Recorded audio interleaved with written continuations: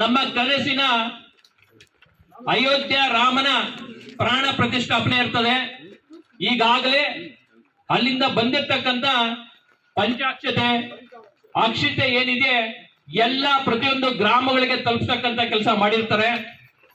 ಸಂಘದ ವತಿಯಿಂದ ಇರಬೇಕು, ಭಾಜಪಾ ಕಡೆಯಿಂದ ಇರಬಹುದು, ಎಲ್ಲರ ಕಡೆಯಿಂದನೂ ಒಂದು ಟೀಮ್ ವರ್ಕ್ ಅಂತ ಮಾಡಿಕೊಂಡು ಪ್ರತಿಯೊಂದು ಹಳ್ಳಿಗೂ ಅದು ತಲುಪುವಂತ ಕೆಲಸ ಮಾಡಿರ್ತಾರೆ.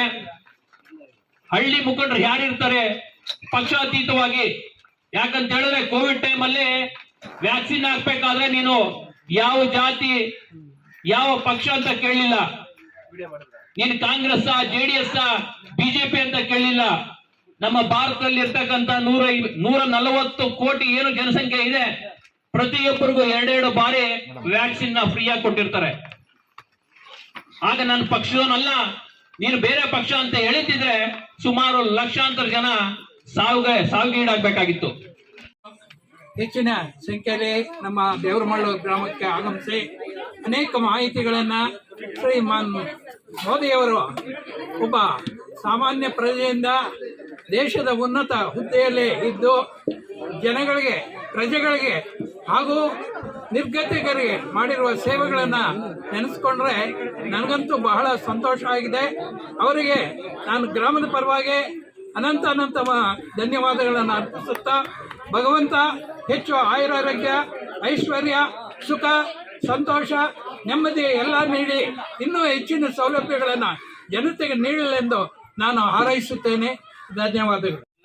ಬ್ಯಾಟ್ರಿ ಸಹಾಯದಿಂದ ಓಡುವಂತ ಯಂತ್ರ, ಇದಕ್ಕೆ 4 ಗನ್ ಇರ್ತದೆ. ನಾವು ಕಂಬಳಿ ತೋಟ ಆಗಲಿ ಗದ್ದೆ ಆಗಲಿ ಯಾವ್ದಕ್ಕೆ ಬೇಕಾದ್ರೂ ಯಾವ ಐಟಲ್ ಬೇಕಾದ್ರೂ ಫಿಕ್ಸ್ ಮಾಡಿಕೊಂಡು ಇದನ್ನ ಆಪರೇಟ್ ಮಾಡಬಹುದು. ಒಂದು ಪಂಚಾಯತಿಗೆ 1 ಕೊಡ್ತಾರೆ.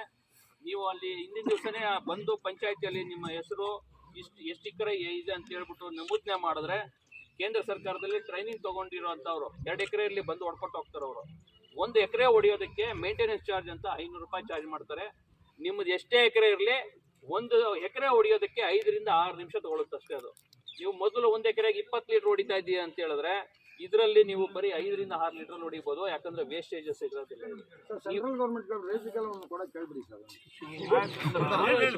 ಪ್ರತಿ ರೈತರಿಗೂ ನಿಮ್ಮ ಸ್ವಂತಕ್ಕೊಂದು ಕೊಡ್ತಾರೆ, ಆಯ್ತಾ? ನೀನ್ ದೊಡ್ಡ ರೈತನು 50 ಎಕರೆ ಇದೆ ನನಗೆ ಒಂದು ಸ್ವಂತದ್ದು ಅಂದ್ರೆ ಕೊಡ್ತಾರೆ. ಇದ್ರ ಕಾಸ್ಟ್ ಬಂದು 6 ಲಕ್ಷ ರೂಪಾಯಿ ಆಗ್ತದೆ. ಅದರಲ್ಲಿ ನಿಂಗೆ 70 ರಿಂದ 75% ಸಬ್ಸಿಡಿ ಕೊಡ್ತಾರೆ. ಇನ್ನು ಸಬ್ಸಿಡಿ ಆದ್ಮೇಲೆ ಏನಿದೆಯಲ್ಲ 25% ಕಟ್ಟೋದು, ಅದಕ್ಕೆ ಲೋನ್ ಕೊಡ್ತಾರೆ.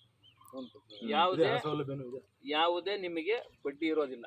ಆ ಕಂತುಗಳನ್ನು 20 ಕಂತಲ್ಲಿ ಕಟ್ತೀವಿ ಅಂದ್ರೆ ಬೆಳೆ ಬೆಳೆದ್ಬಿಟ್ಟು ಒಂದೊಂದು 20 ತಿಂಗಳು ಕಟ್ಬೋದು, ಇಲ್ಲ 1 ವರ್ಷನೂ ಕಟ್ಬೋದು, ಇಲ್ಲ ಅಂತ ಹೇಳಿದ್ರೆ 1-2 ವರ್ಷನೂ ಕಟ್ಕೋಬಹುದು. ಕಟ್ಕೊಟ್ಟು ಮಾಡ್ತೀವಿ.